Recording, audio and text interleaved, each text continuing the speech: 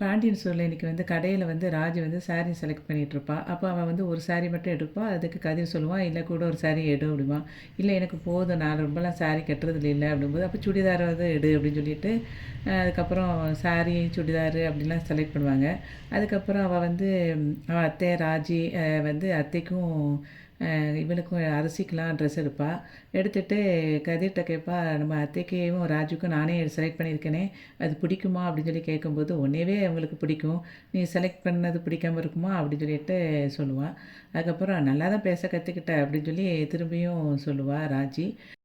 ராஜி வந்து சொல்லுவா, "நீ எங்களுக்கெல்லாம் ட்ரெஸ் எடுக்கிறீல்ல, உனக்கும் ட்ரெஸ் ஒரு ஷர்ட்டாவது எடு" அப்படின்னு சொல்லி சொல்லும்போது, "இல்லை என்கிட்ட நிறைய ட்ரெஸ்ஸு இருக்குல்ல வீட்டில்" அப்படின்னு சொல்லும்போது, "இப்போ எனக்கு என்னப்புல ட்ரெஸ் இல்லாமையா எடுத்து கொடுக்குற? நீயும் உனக்கு எடு" அப்படின்னு சொல்லிட்டு அதுக்கப்புறம் ஷர்ட்டு செலக்ட் பண்ணுவாள். அப்புறம் ஷர்ட் செலக்ட் பண்ணும்போது, அதில் ஒரு 3 ஷர்ட்டு நல்லாயிருக்கும். இவன் 1 மட்டும் செலக்ட் பண்ணுவான். அப்போ "இல்லை 3யும் நீ எடுத்துக்கோ" அப்படின்னு சொல்லி சொல்லுவான். "இல்லை வேண்டாம், இந்த 3ல் ஏதாவது உனக்கு எது பிடிக்கும்னு சொல்லு, நான் அதை மட்டும் எடுத்துக்கிறேன்" அப்படின்னு சொல்லும்போது, அவள் ஒரு ஷர்ட்டை செலக்ட் பண்ணி அதை மட்டும் எடுத்துக்கிடுவாங்க. அதுக்கப்புறம் இங்கே வந்து சரவணன் வந்து கடைக்கு போவான். கடையில் போய் அவங்க அப்பாவுக்கு ஹெல்ப் பண்ணிகிட்டு இருக்கும்போது அவங்க அப்பா சொல்லுவாங்க, "இன்றைக்கி 3 மணிக்குள்ள ஒரு டெலிவரி பண்ண வேண்டியிருக்கு. நீ எல்லாத்தையும் ஜாமானை எடுத்து வச்சுரு, அவங்க வந்து எடுத்துக்கிடுவாங்க" அப்படின்னு சொல்லி சொல்லுவான். அப்போ சொல்லிவிட்டு, "நான் கொஞ்சம் அர்ஜென்ட்டாக வெளியே போகிறேன்டா, நீ பார்த்துக்கோன்னு" சொல்லிவிட்டு அவங்க அப்பா வெளியே போயிடுவார். வெளியே போன நேரத்தில் அங்கேருந்து அவனோட ஃபோனுக்கு ஒரு மெசேஜ் வரும். அது யாருடான்னு சொல்லி பார்க்கும்போது தெரிஞ்சிருக்காது. அப்போது டக்குன்னு டிபி எடுத்து பார்ப்பான். தெரிஞ்ச உடனே அதில் வந்து அந்த அஞ்சலி இருப்பாள். அஞ்சலி இருந்தோடனே அதை வந்து அப்படியே அவளுக்கு வந்து ரிப்ளை பண்ணுவான். உடனே அவள் அதுக்கப்புறம் திரும்ப பார்ப்பா, "என்ன என் நம்பர் தெரிஞ்சு போச்சா அவனுக்கு? அதுக்கப்புறம் தான் நீ மெசேஜ் பண்ணியா?" அப்படின்னு சொல்லி கேட்பான். "ஆமாம், உன்னோட டிபி தெரியுதுல்ல" அப்படின்னு சொல்லி அவன் சொல்லுவான். "சரி, ஓகே, நான் வந்து இந்த நம்பர் தான் புதுசாக வாங்கியிருக்கேன், நீ இதை வந்து ஸ்டோர் பண்ணிக்கோ" அப்படின்னு சொல்லி சொல்லுவான். அஞ்சலி சொல்லிடுவா. உடனே ஓகே, நான் ஸ்டோர் பண்ணிக்கிறேன் அப்படின்னு சொல்லிட்டு 2 பேரும் மாறி மாறி பேசிகிட்ருப்பாங்க. பேசும்போது, "நான் உனக்கு ஃப்ரீயாக இருக்கும்போது கால் பண்ணுறேன், நீ பேசு" அப்படின்னு சொல்லிட்டு அஞ்சலி வச்சுருவான்.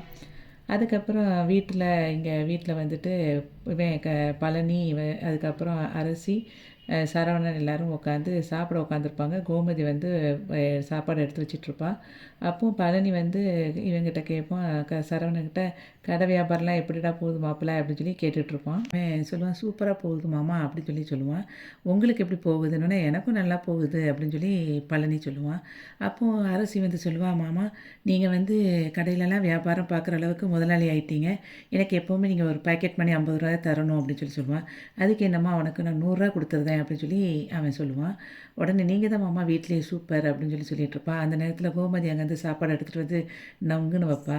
உடனே, "அக்கா, என்ன அக்காவுக்கும் மச்சானுக்கும் உள்ள பனிப்போர் இன்னும் குறையல போலையே" அப்படின்னு சொல்லிட்டு சொல்லும்போதும் அவள் சொல்லுவா, "ஏய், வாயை மூடிட்டு சாப்பிடுங்கடி, அந்த தட்டை கொண்டாடி" அப்படின்னு சொல்லிட்டு கோவமாக பேசுவா.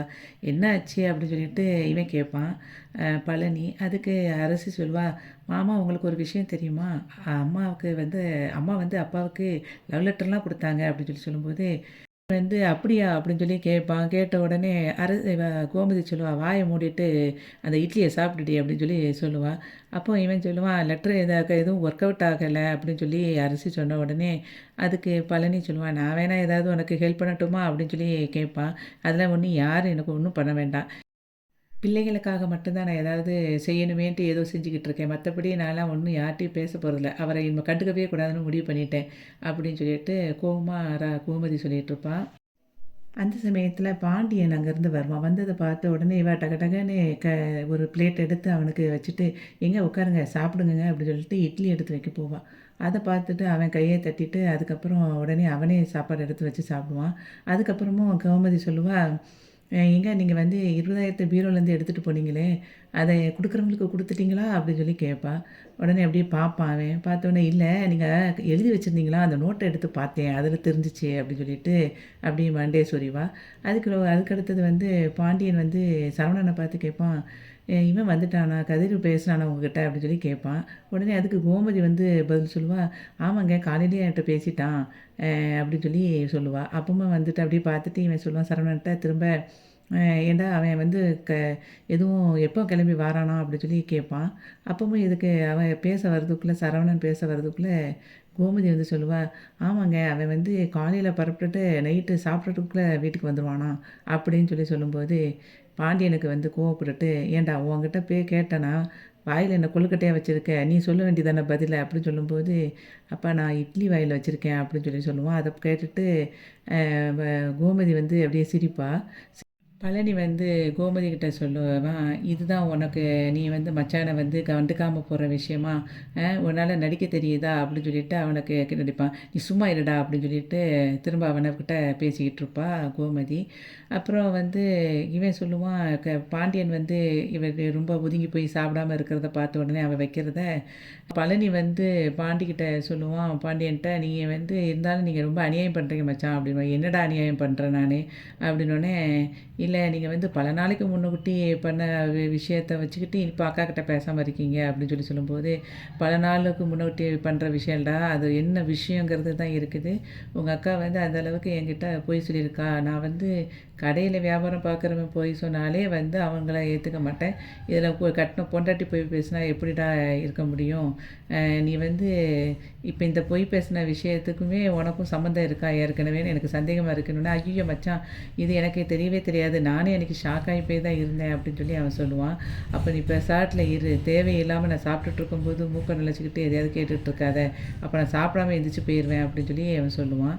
அப்புறம் இவ கோமதி சொல்லுவா பழனிட்ட, சும்மா இருடா நீ பெருசாட்டில் உட்காந்து சாப்பிடு அப்படின்னு சொன்னோடனே, சரி சாப்பிட்றேன்னு சொல்லிட்டு உட்காந்து எல்லோரும் சாப்பிடுவாங்க. அதுக்கப்புறம் அங்கே தங்கமயில் வீட்டில் எல்லோரும் உட்காந்து அவங்க அம்மா சாப்பாடு பரிமாறிட்டு இருப்பா. அப்போது வந்துட்டு இட்லியை எடுத்து வச்சிட்ருக்கும்போது போய் சுடர் போய் அவங்க அக்காவை கூட்டிகிட்டு வருவாள். அக்கா சாப்பிட வாக்கான்னு சொல்லிட்டு வலுக்கட்டாயமாக இழுத்துட்டு வந்து அங்கே உட்கார வைப்பாள்.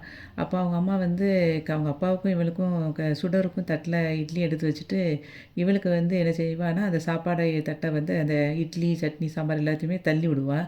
உடனே இவள் அப்படியே சோகமாக பார்ப்பா. அப்போ சுடர் வந்து அவளுக்கு எல்லாத்தையும் எடுத்து வச்சு அக்கா சாப்பிடுக்கா அப்படின்னு சொல்லுவாள். அதுக்கப்புறம் கொஞ்சம் கழித்து அவங்க அம்மா சொல்லுவாள், ஊரில் இருக்கிற பிள்ளைங்க எல்லாம் வந்துக்கிட்டு நல்ல புத்திசாலியாக இருக்குதுங்க, நானும் பெற்று வச்சுருக்கேன் பாரு அப்படின்னு சொல்லிட்டு இவளை வந்து ரொம்ப குறை சொல்லுவாள்.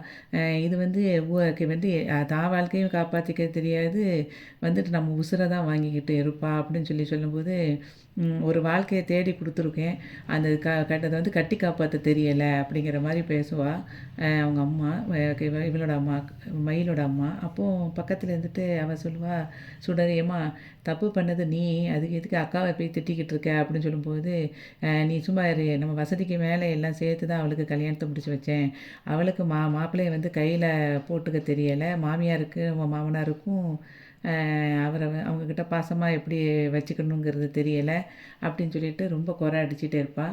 கோர்ட்லேயும் போய் நம்மளை போய் வீட்டில் உள்ளவங்கள குறை அடிச்சுட்டு திரும்ப இந்த வீட்லேயே வந்து உட்காந்துக்கிட்டு இருக்கா, உங்களுக்கெல்லாம் 3 சாப்பாடு இந்த வீட்டில் இருக்கிற 3 பேருக்குமே போட்டு சாப்பிட்றதுக்கே இங்கே வழியை காணும், இதில் 4வதாக இவளையும் தூக்கி உட்கார வச்சுருக்கணுமா அப்படின்னு சொல்லுவாள். அப்போவும் வந்து சொல்லுவேம்மா நீ ஓவராக பேசுகிறம்மான்னு சொல்லுவாள். என்னது ஓவராக பேசுகிறேன்னு சொல்லிட்டு இருக்க, இதில் இவளுக்கு வந்து தெண்டமாக வேறு சாப்பாடு போட்டுட்ருக்கேன்னு சொல்லிட்டு ரொம்ப அவளை வந்து தரக்குறைவாக பேசிக்கிட்டே இருப்பா மயிலை அவங்க அம்மா. உடனே அவள் சாப்பாடை அப்படியே வச்சுட்டு டக்குன்னு கிளம்பி போயிடுவா அழுதுகிட்டே. அப்போ சுடரும் எந்திரிக்க போவா. அப்போ அவங்க அம்மா வந்து எந்திரிச்சின்னா காலை உடைச்சிருவான் பார்த்துக்கோ, உட்காந்து இருந்து சாப்பிடு அப்படின்னு சொல்லிடுவா. அப்போ அவள் அந்த பொண்ணு அப்படியே உட்காந்துரும். அதுக்கடுத்தது மயில் வந்து கதவை பூட்டிட்டு அங்கே உட்காந்துட்டு ஃபோன் எடுத்து பார்ப்பா. பார்த்துட்டு அந்த ஃபோனில் பேசுவா, மாமா நீங்கள் வந்து ஃபோனை பிளாக் பண்ணிட்டீங்கன்னு எனக்கு தெரியும், ஆனாலும் என் மனசில் உள்ளதை உங்கள்கிட்ட சொல்லணும் போல் இருக்குது, எனக்கு இங்கே இருக்கவே முடியலை, இங்கே இருக்கிற ஒவ்வொரு நிமிஷமும் நரக வேதனை அனுபவிக்கிறேன் அப்படின்னு சொல்லிட்டு இருப்பாள். ராஜுவும் கதிரும் பழையபடியும் பீச்சுக்கு போயிருப்பாங்க. பீச்சில் இருக்கும்போது அங்கேருந்து அங்கே தண்ணியில் விளையாண்டுட்ருப்பா. அப்போது ராஜு சொல்லுவா, அங்கேருந்து பார்த்தீங்கன்னா ஒருத்தவங்க பாட்டு படிச்சுட்ருப்பாங்க. அப்போ அவள் திரும்பி பார்க்கும்போது ஏதோ அங்கே கான்சர்ட் நடக்குன்னு நினைக்கிறேன் அப்படின்னு சொல்லிட்டு 2 பேரும் போய் அந்த இடத்துல நிற்பாங்க. அப்போ அந்த பசங்க ஒரு 4 பேர் இருந்துக்கிட்டு அந்த இடத்துல மியூசிக் போட்டு பாட்டு படிச்சுட்ருப்பாங்க. அப்போ படித்த பிறகு அவங்க சொல்லுவாங்க, நாங்கள் ஒரு ஃபண்டுக்காக தான் இங்கே உட்காந்துருக்கோம், நீங்கள் கொஞ்சம் படித்து முடிச்சோடனே அப்படி போகாமல் இந்த ஃபண்டுக்கு கொஞ்சம் காசு கொடுத்தீங்கன்னா நல்லாயிருக்கும்னு சொல்லிட்டு ஒரு உண்டியில் வந்து காட்டுவாங்க. அதில் எல்லோரும் போடுவாங்க. போட்டுட்டு கதிர் வந்து திரும்ப அந்த பையன்கிட்ட போய் தனியாக பேசுவான். என்னன்னு பார்த்தேன்னா, அதுக்கப்புறம் அந்த பையன் சொல்லுவான், அங்கே இருக்கவங்க வந்துட்டு இப்போ கதிருங்கிறவர் வந்து அவருக்கு அவங்களுக்கு ரொம்ப பிடிச்சவங்களுக்காக இப்போ வந்து ஒரு பாட்டு பாட போகிறாருன்னு சொல்லிட்டு அவன் ஒரு ரொமான்டிக்காக ஒரு பாட்டை வந்து படிப்பான். அதை படித்து முடித்த உடனே எல்லோரும் கிளாப் பண்ணிடுவாங்க. இவளும் வந்துட்டு சூப்பராக பாட்டு படித்த, யாருக்காக படித்த அப்படின்னு சொல்லி கேட்கும்போது, தெரியாத மாதிரியே இருக்காது அப்படின்னு. இல்லை தெரியும், இருந்தாலும் உன் வாயால் கேட்கணும் அப்படின்னு சொல்லிட்டு ஆசைப்பட்றேன் அப்படின்னு சொல்லுவாள். அப்போ அவன் சொல்லுவான், உனக்காகத்தான் அந்த பாட்டு படித்தேன்னு சொன்னோடனே அவள் ரொம்ப ஹாப்பியாக இருப்பாள். அதுக்கப்புறம் சொல்லுவா, நீ இப்போ சாட்டில் என்ன செய்கிற, நீ சிங்கராக மாறிடு, நான் வந்து ஐபிஎஸ் ஆயிடுறேன் அப்படின்னு சொல்லும்போது, நம்ம 2 பேருமே பெரிய லெவலில் ஆயிடலாம் இதில் அப்படின்னு சொல்லுவான். அப்போ அதுக்கு சொல்லுவான் அவன், இப்போ நம்ம இது வந்து ஒரு ஹாபி மாதிரி, நம்ம ப்ரொஃபஷ்னல் வேறு, அது வந்து அதையும் இதுலேயே வந்து நம்ம கன்ஃபியூஷன் ஆகக்கூடாது. நான் எப்போவுமே அந்த பிஸ்னஸ் தான், நீ ஐபிஎஸ் ஆகிட்டு போ, நீ இன்னொன்று தான் டான்ஸர், அதுக்காக டான்ஸ் ஆடிடுவியா அப்படிங்கிற மாதிரி பேசுவான். அப்போது அவள் சொல்லுவா, நல்லா தெளிவாக தான் பேசுகிற அப்படின்னு சொல்லி சொல்லும்போது, ஆமாம் மனசு தெளிவாக இருந்தால் எல்லாமே தெளிவாக தான் வரும் அப்படின்னு சொல்லிட்டு கதிர் சொல்லுவான். அதுக்கப்புறம் சரி வா கிளம்பி போவோம்னு சொல்லிட்டு 2 பேரும் கிளம்பி போயிடுவாங்க. அதுக்கப்புறம் இவன் சரவணன் வந்து கடையில் உட்காந்துருப்பான். சரவணன் கடையில் உட்காந்துருக்கும்போது அங்கேருந்து இவ பேசுவாள் ஃபோனில், அஞ்சலி. அஞ்சலி பேசிவிட்டு நார்மலாக 2 பேரும் டிஸ்கஷன் பண்ணிட்டு இருப்பாங்க. நீ வந்து பிஸியாக இருந்தியா, உன்னை நான் டிஸ்டர்ப் பண்ணிட்டேனா அப்படின்னு சொல்லிட்டு அஞ்சலி கேட்பா. அதுக்கு இல்லை நான் கடையில் இப்போ ஃப்ரீயாக தான் இருக்கேன் பேசுன்னு சொல்லிட்டு இருக்கும்போது, எனக்கிட்ட யாரும் இப்போ பேசுகிறதுக்கு இல்லை, அதுக்காகத்தான் உனக்கிட்ட நான் இப்போ அடித்தேன், போர் அடித்தது அப்படின்னு சொல்லும்போது, உன் ஃப்ரெண்ட்ஸ் எல்லாம் என்னானாங்க அப்படின்னு சொல்லி கேட்பான் இவன் சரவணன். என் ஃப்ரெண்ட்ஸு அவளோட ஃப்ரெண்ட்ஸு நேமெல்லாம் சொல்லுவான். சொல்லும்போது எல்லாத்தையும் ஞாபகத்தில் வச்சுருக்கியா அப்படின்னு சொல்லி கேட்பான். ஆமாம் அப்படின்னு சொல்லிடுவான். அதுக்கப்புறம் வந்து இப்போ கடையில் வந்து யாரும் இல்லை, இப்போ நானும் அப்பாவும் தான் வேலை பார்த்துட்ருக்கோம். சரவணன் வந்து இவன் செந்தில் வந்து இங்கே போயிட்டான், கவர்மெண்ட் வேலை கிடச்சோன்னு போயிட்டான். அதனால் அப்பாவுக்காக நான் என் வேலையை விட்டுட்டு வந்திருக்கேன் அப்படின்னு சொல்லி சரவணன் வந்து அவர்கிட்ட சொல்லிக்கிட்டு இருப்பான். அப்போ பழனி மாமாவும் இப்போ தனியாக கடை வச்சிட்டாரு அப்படின்னு சொல்லும்போது, அப்போது பழனி மாமாவுக்கு கல்யாணம் ஆகிட்டான்னு கேட்பான். கல்யாணம் ஆயிடுச்சு அவங்களுக்கு. அவருக்கு தான் ஃபஸ்ட்டு கல்யாணம் நடக்கும்னு நினச்சேன், ஆனால் கடைசியில் தான் அவருக்கு கல்யாணம் ஆச்சு அப்படிங்கிற மாதிரி பேசிகிட்டே இருக்கும்போதே, சரி நான் ஃபோனை வச்சுருந்தேன், அப்பா வந்துட்டாங்க அப்படின்னு சொல்லி சொல்லுவான். இன்னும் உங்கள் அப்பாவுக்கு பயம் போகலையா உனக்கு, அதே மாதிரி இருக்கியேன்னு சொல்லிட்டு இருக்கும்போதே இவன் கட் பண்ணிடுவான் ஃபோனை. அப்புறம் அவங்க அப்பா அங்கேருந்து வருவாங்க. வந்தோடனே அவன் அப்பா கேட்பான், பாண்டியன், நேற்று இன்னைக்கு காலையில் எங்கடா கோயிலுக்கு நீ போனியாமே அப்படி சொல்லி அங்கே பூசாரி சொல்லிக்கிட்டு இருந்தாரு அப்படின்னு சொல்லுவான். அதுக்கு அவன் சரவணன் சொல்லுவான், ஆமாப்பா காலையில் போனேன். அப்போ எதுக்காக போனேன் அப்படின்னு சொல்லும்போது, பூஜை நான் கொடுக்கலப்பா, அம்மாவுக்காக. என் அம்மா எதுக்குன்னு கேட்டிங்கன்னா, நீங்கள் பேசணுங்கிறதுக்காக அம்மா போனாங்க அப்படின்னு சொன்னோடனே அப்படியே ஷாக் ஆகி பார்ப்பான். பார்த்துட்டு சொல்லுவான், அம்மா பாவம்ப்பா அப்படின்னு சொல்லி சரவணன் சொல்லுவான். அதுக்கு அவன் சொல்லுவான், என்னடா பாவம், உங்கள் அம்மா எவ்வளோ பெரிய பொய் சொல்லியிருக்கா. நான் வந்து கடையிலேயே யார்கிட்டையுமே வந்து நான்லாம் வந்து பொய் சொல்ல மாட்டேன். உங்கள் அம்மாக்கிட்ட நான் கல்யாணம் முடிஞ்சதுலேருந்து இப்போ வரைக்கும் எந்த பொய்யுமே நான் சொன்னது கிடையாது. ஆனால் அவள் எவ்வளோ பெரிய பொய் சொல்லியிருக்கா. இந்த பொய்யால் வந்து இந்த 2 குடும்பமுக்கும் எவ்வளோ பெரிய பிரச்சனை வருங்கிறதும் தெரியும். அந்த பிரச்சனையை தெரிஞ்சுக்கிட்டே அவங்க வந்து இந்த கல்யாணத்தை நடத்தி வச்சுட்டா. அதே மாதிரி அந்த டைமில் வந்து நீங்கள் இவங்க அதாவது நம்ம எதிரி குடும்பம்னு தெரிஞ்சுமே அவள் பிள்ளைய போய் நம்ம அவனுக்கு கல்யாணத்தை முடிச்சு வைக்கவேங்கிறது கூட யோசிக்கலை உங்கள் அம்மா. வந்து இந்த பிரச்சனையால் நீங்கள் என்னெல்லாம் போயிருக்கீங்க, ஜெயில் வரைக்கும் போயிருக்கீங்க, அரசியல் லைஃப்பையுமே அவங்க வந்து காலி பண்ண நினச்சாங்க அப்படின்னு நமக்கு எல்லாமே கெடுதல் தான் அவங்க பண்ணினாங்க. அவங்க வீட்டில் போய் ராஜியை வந்து கல்யாணத்தை முடித்து கொடுத்துருக்கா அப்படிங்கிற மாதிரி இவன் ஃபீல் பண்ணி சொல்லிக்கிட்டு இருப்பான். அப்போ பாண்டியன் வந்து கோவப்பட்டு சொல்லிக்கிட்டு இருக்கும்போது அவன் சொல்லுவான், இன்னொன்று கதிர்லாம் கதிரை வந்து அவங்கெல்லாம் அடித்தாங்க, எவ்வளோ பிரச்சனை வந்துச்சு, அதெல்லாம் அவள் வந்து யோசிக்கவே இல்லை. இன்னொன்று உனக்கு தெரியுமா, அன்றைக்கி வந்து நம்ம வீட்டுக்கு சாப்பிடவங்க எல்லோரும் வந்திருந்தாங்களே, அப்போ தானே அவள் வந்து கதிருக்கும் ராஜுக்கும் அவள் கல்யாணத்தை முடிச்சு வச்ச கதையை எல்லாத்தையும் சொன்னான். இதே இது மற்றவங்களாக இருந்தாங்கன்னா உங்கள் அம்மா காலை தொட்டு கும்பிட்டு வணங்கியிருப்பாங்க. ஆனால் அவங்க என்ன பண்ணாங்க, சோத்தை தூக்கி வீசிட்டு போனாங்க. இப்பேற்பட்ட ஆளுகளுக்காக நம்ம குடும்பத்தை விட்டு கொடுத்து உங்கள் அம்மா பேசியிருக்காளேங்கிறது தான் என்னோடய கேள்வியே அப்படின்னு சொல்லிட்டு பாண்டியன் வந்து சொல்லிக்கிட்டு இருப்பான். பாண்டியன் வந்து வருத்தப்பட்டு பேசிகிட்டு இருக்கும்போது சரவணன் சொல்லுவான், எப்பா ராஜி அப்படின்னு இழுப்பான். அப்போ உடனே அதுக்கு பாண்டியன் சொல்லுவான், அந்த பிள்ளைய பற்றிலாம் ஒன்றும் பிரச்சனை இல்லைடா, அந்த பிள்ளை தங்கமான பிள்ளை, அது அப்போ பிறந்ததுலேருந்தே அந்த பக்கத்தில் இருந்து நான் அந்த பிள்ளைய பார்க்க தான் செஞ்சுருக்கேன், அந்த பிள்ளைய பற்றி நான் எந்த குறையும் சொல்லலை. ஆனால் உங்கள் அம்மா பண்ணதை வந்து என்னால் மன்னிக்கவே முடியலை. எனக்கு வந்து அது மைண்டுக்குள்ளேயே நிற்கிது. அதனால் என்றைக்கு அதை என் மனசை விட்டு போகுதோ, அது மறையுதோ, அந்த டைமில் நான் வந்து பேசிக்கிறேன் உங்கள் அம்மாக்கிட்ட. அது வரைக்கும் கொஞ்சம் நேரத்துக்குள்ள எதையாவது ஒன்று சொல்லிக்கிட்டு இருக்காதீங்க, வேலையை பாரு அப்படின்னு சொல்லிட்டு சரவணன்ட்ட சொல்லிடுவான். இங்கே ரூம்ல வந்து ராஜி படுத்திருப்பா. ராஜி படுத்துட்டு அப்படியே யோசிச்சுட்டே இருக்கும்போதே, எங்க கதிர் காலிங் பெல் அழுத்துவான். இவ டக்குன்னு கதவ திறந்துருவா. உடனே இவன் கதவ பூட்டிட்டு வந்து சொல்லுவான், "யார் காலிங் பெல் அழுத்தினாலும் இப்படி தான் பப்பரப்பான்னு கதவ திறந்துருவியா?" அப்படின்னு சொல்லுவான். அதுக்கு அவ சொல்லுவா, "இல்ல, நீ இந்த இது கதவ திறந்தது வந்து நீ தான் நான் நெனச்சுக்கிட்டேன். அது எப்படி நான் நினைப்பேன்?" அப்படின்னு சொல்லுவான். அதுக்கு அவ சொல்லுவா, "என் பக்கத்துல நீ வந்து எங்கே வந்து இருந்து பக்கத்துல இருந்து நீ கூப்பிட்டாலும் எனக்கு கண்டுபிடிச்சிருவேன் அப்படின்னு சொல்லும்போது நல்லா சமாளிக்கிற அப்படின்னு சொல்லிட்டு கிண்டல் அடிப்பான். அதுக்கப்புறம் பின்னாடி கையில் ஒன்று மறைச்சிட்டு வச்சுட்டு இருப்பான். என்னதுன்னு கேட்பான். நீ வந்து கிண்டல் அடிக்கக்கூடாது, நான் இப்போ என்னடா இவன் இப்படி இந்த அளவுக்கு கிரிஞ்சு பண்ணுறான்னுலாம் யோசிக்கக்கூடாது அப்படின்னு சொல்லிட்டு முன்னுக்கூட்டியே அதுக்கு தான் நான் சொல்கிறேன் அப்படின்னு சொல்லுவான். அதெல்லாம் ஒன்றும் இல்லை, நீ என்ன வாங்கி கொடுத்தாலும் பரவாயில்ல, காட்டு அப்படின்னு சொல்லிட்டு காட்டும்போது நிறைய மல்லிகைப்பூ வச்சுருப்பான். அப்போ அவன் சொல்லுவா, என்னது மல்லிகைப்பூவை மல்லிகைப்பூவான்னொன்னே, "அதத்தான் நான் சொன்னேன்ல, உனக்கு வந்து நீ எதுவும் குறை சொல்லக்கூடாது" அப்படின்னு. "நான் குறை சொல்லலை, மல்லிகைப்பூ எனக்கு ரொம்ப பிடிக்கும். ஆனால் நீ அதுக்காக கடையவே வாங்கிட்டு வந்திருப்ப போல" அப்படின்னு சொல்லுவான்.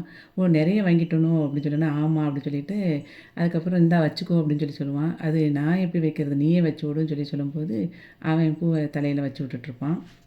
ராஜுக்கு வந்து பூவெல்லாம் வச்சு முடிச்ச உடனே அவன் பார்த்துட்டு, இவ்வளோ அழகா இருக்க அப்படின்னு சொல்லுவான் கதிர். அதுக்கு அவன் ராஜி சொல்லுவா, "என்ன இப்படிலாம் நீ எப்படி பேசுகிற?" அப்படின்னோடனே, "நான் எப்பவும் இப்படி தான் பேசுவேன், நீ எல்லாம் இப்படிலாம் பேசுனது கிடையாது, நீ இவ்வளோ பாசமாக பேசுனதே கிடையாதுன்னு" சொல்லும்போது, "என்கிட்ட பாசம் எப்பவுமே இருந்திருக்கு, ஆனால் அதை காட்டினது கிடையாது" அப்படின்னு அவன் சொல்லுவான்.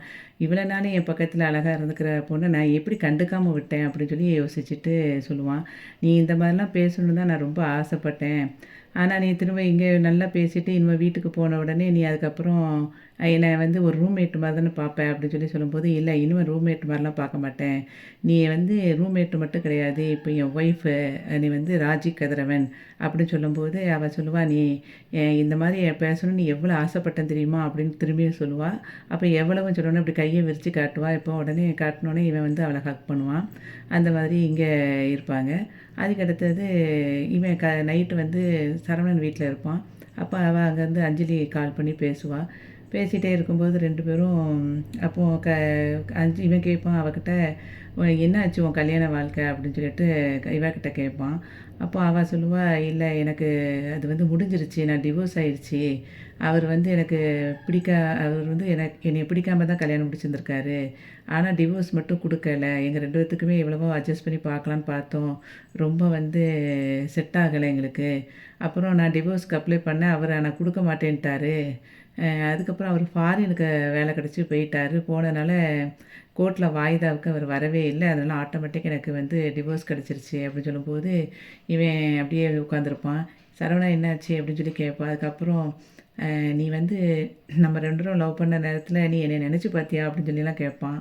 "அது ஃபர்ஸ்ட் லவ் எப்படி மறக்க முடியும்? அப்பப்போ ஞாபகம் வரதான் செய்யும்" அப்படின்னு சொல்லுவான். "நம்ம 2 பேருமே கல்யாணம் நீ பெசாட்ல என்னையவே கல்யாணம் முடிச்சிருக்கலாம் என்ன?" அப்படின்னு சொல்லும்போது இவன் அப்படியே சைலண்ட் ஆயிடுவான். அதுக்கப்புறம் "சாரி க அஞ்சலி" அப்படின்னு சொல்லிட்டு இவன் கேட்பான். அதுக்கு அவ சொல்லுவா, வந்து "நீ உங்கள் அப்பாவுக்கு அந்த டைமில் பயந்துட்ட. அவங்க அப்பாவை வந்து வேண்டான்னு சொன்னோன்னே நீனும் அப்படியே விட்டுட்ட என்ன?" அப்படின்னு சொல்லும்போது அப்பவும் அவன் வந்து மன்னிப்பு கேட்பான். "சரி விடு, அதுக்கப்புறம் உன்னோட கல்யாண வாழ்க்கை என்ன ஆச்சு? எப்படி இருக்க? உன் ஒய்ஃபு இப்போ நீ என்கிட்ட பேசிகிட்டு இருக்கியே நைட் நேரத்தில், அப்போ உன் ஒய்ஃபு ஒன்றும் சொல்ல மாட்டாளா?" அப்படின்னு அவன் கேட்பா. அதுக்கு அவன் சொல்லுவான், "இல்லை, அவள் வீட்டில் இல்லை." "வீட்டில் இல்லையா? அப்போ எங்கே அவங்க அம்மா வீட்டில் இருக்கா?" அப்படின்னு சொல்லுவான் இவன். "அப்படியா? அப்போ அவங்க அம்மா வீட்லனா இப்போ ப்ரெக்னெண்ட்டாக இருக்காளா?" அப்படின்னு சொல்லும்போது, "இல்லை, சும்மா தான் போயிருக்கா" அப்படின்னு மாதிரி இவன் சொல்லிடுவான். அதுக்கு அப்புறம் அப்போ அஞ்சலி கேட்பா, அவளை வந்து உன் ஒய்ஃபு வந்து எப்படி நல்லா ஜாலி டைப்பா அல்லது நார்மலாக சாதாரணமாக பேசுவாங்களா அப்படிங்கிற மாதிரி கேட்டுக்கிட்டு இருப்பா. திரும்ப திரும்ப அவளை பற்றியே பேசின உடனே இவன் வந்து டக்குன்னு இந்த கொஞ்சம் எனக்கு ஒரு கால் வருது, அந்த சரக்கெல்லாம் கொஞ்சம் இறக்கி வைக்க வேண்டியிருக்கு, நான் உனக்கிட்ட அப்புறம் பேசுகிறேன் அப்படின்னு சொல்லிட்டு இவன் ஃபோனை கட் பண்ணிடுவான்.